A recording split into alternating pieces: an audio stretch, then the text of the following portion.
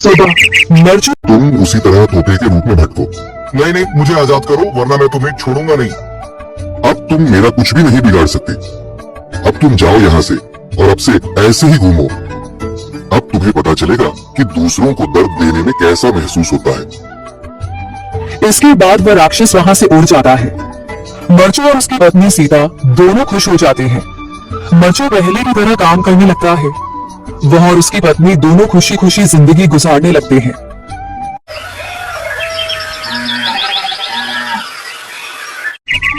मर्चू जंगल से लकड़ियां काटकर बाजार में बेचने गया, लेकिन उसे लकड़ियों के अच्छे दाम नहीं मिले।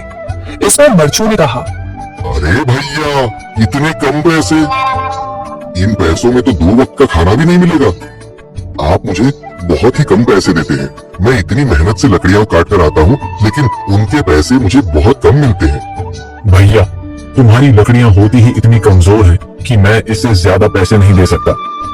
तुम्हारी लकड़ियों के बस इतने ही पैसे बनते हैं। अरे भैया, कुछ ज्यादा कर दो ना। वो क्या है ना कि इन पैसों का तो कुछ भी नहीं आता। मैं अपनी जिंदगी कैसे गुजारूंगा? भैया, तुम जाकर अच्छी लकड़ियां लाओ, तभी इन लकड़ियों का अच्छा दाम मिल पाएगा, वरना इन लकड़ियों का तो यही दाम है। ये सुनकर मर्चू बहुत ज्यादा परेशान हो गया और पैसे लेकर किराने की दुकान से सामान खरीदकर घर आ गया। घर पहुंचते ही मर्चू की पत्नी सीता ने कहा, जी सामान ले आए आप? हाँ जी, सामान ले आया हूँ। सीता के चेहरे पर खुशी छा जाती है, लेकिन जब उसने सामान देखा, जी इसमें तो बहुत थोड़ा सामान है। हाँ सीता, मुझे पता है कि यह सामान बहुत थोड़ा है, लेकिन मैं क्या करूँ?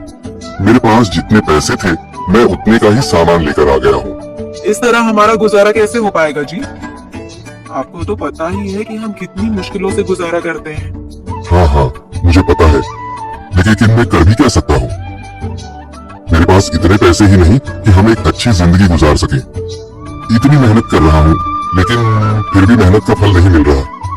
इतनी मेहनत से अच्छी लकड़ी काट कर आता हूँ, लेकिन मुनासिब दाम नहीं मिलता। मैं तो बहुत परेशान हूँ। क्या करूँ? कहाँ जाऊँ? अरे जी, आप परेशान न हो, आप कोई और काम देख लें। मैंने कई बार काम तलाशने की कोशिश की, पर किसी ने भी मुझे काम नहीं दिया। ये सुनकर सीता भी काफी ज्यादा परेशान हो गई। मर्चू से सीता की परेशानी नहीं देखी गई। उसने अपनी पत्नी सीता से कहा, मैं फिर से जंगल की ओर जा रहा हूँ। अरे जी, अभी मत जाइए ना, वैसे भी शाम हो रही है। आप कल चले जाइएगा, अभी मत जाइए। ठीक है, अगर तुम रोक रही हो तो मैं नहीं जाता। मैं कल चला जाऊंगा। इसके बाद मर्चू गांव में घूमने के लिए चला गया। तभी उसे एक आदमी मिला और उसने कहा, कहाँ जा रहे हो भैया? और सुनाओ, क्या हाल चाल है? जिंदगी कैसे गुजर रही है? अरे भैया, तुम्हें तो पता है कि लकड़ियां काट कर कैसे गुजारा होता है। हाँ भैया, तुम सही कह रहे हो। और आसपास के जंगलों में अच्छी लकड़ियां भी नहीं है। इसके लिए तो जंगल के अंदर जाना पड़ेगा। और जंगल के अंदर तो काफी सारे जंगली जानवर होंगे। मुझे बहुत डर लगता है भैया, मैं जंगल में कैसे जाऊंगा? हाँ भैया, जंगली जानवर तो होंगे, लेकिन अच्छी लकड़ियां तो वहीं से ही मिलेंगी। यह सुनकर मर्चू बहुत ज्यादा परेशान हो गया, लेकिन वह आदमी बिल्कुल ठीक कह रहा था। जंगल के किनारे की सारी लकड़ियां कट चुकी थी। अब सिर्फ जंगल के अंदर ही अच्छी लकड़ियां बची थीं। अगली सुबह मर्चू